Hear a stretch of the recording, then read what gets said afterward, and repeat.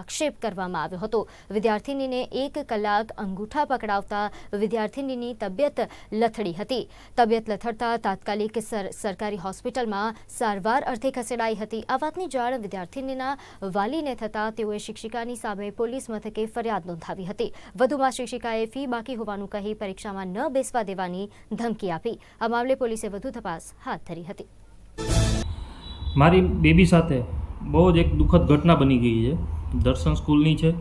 મારી બેબી આ વર્ષમાં દર્શન સ્કૂલમાં ભણવા બેઠી હતી અને એમની ફી પણ બધી ભરાઈ ગઈ હતી। આ ફી ભરાતા પરીક્ષા નજીક આવતા એમની ટીચરનો મને ફોન આવ્યો કે તમારે એડમિશન ફી ભરવાની બાકી છે 1000 રૂપિયા, તે તમે ભરી જાઓ। એટલે મેં કીધું કંઈ વાંધો નહીં, હું 2-3 દિવસમાં આવીને ભરી જઈશ જે કંઈ બાકી, પણ મારી ફી એકચ્યુઅલમાં ભરાઈ ગઈ છે।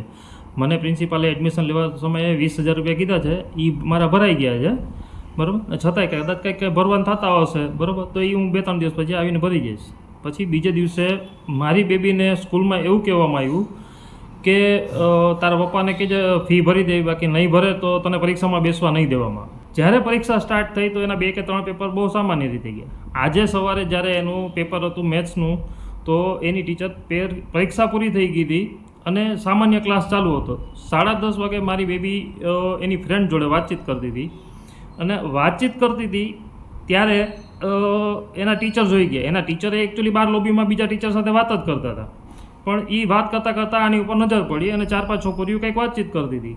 હવે એ વાતચીત કરતી હતી એ દરમિયાન મારી બેબીને ખાલી સ્પેશિયલી એક જ છોકરીને અંગૂઠા પકડાવ્યા, એ પણ પોણી કલાક અંગૂઠા પકડાવ્યા। અને મારી બેબીને જ્યારે ફેર ચડવા માંડ્યા ત્યારે એણે કીધું કે ટીચર હવે મને ફેર ચડે, મને ચક્કર આવે છે, એટલે એમ કીધું કે તું નીચે બેસી જાય। પછી મારી છોકરીએ પીવા માટે પાણી માંગ્યું કે ટીચર હું પાણી પી આવું, તો ટીચરે ના પાડી દીધી, એને પાણી પણ પીવા ન દીધું।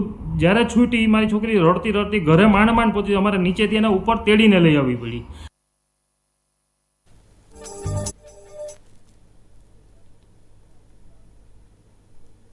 ન્યૂઝ લાઈવમાં હાલ બસ આટલું જ। વધુ સમાચારો માટે આપ જોતા રહો નિર્માણ ન્યૂઝ। નમસ્કાર।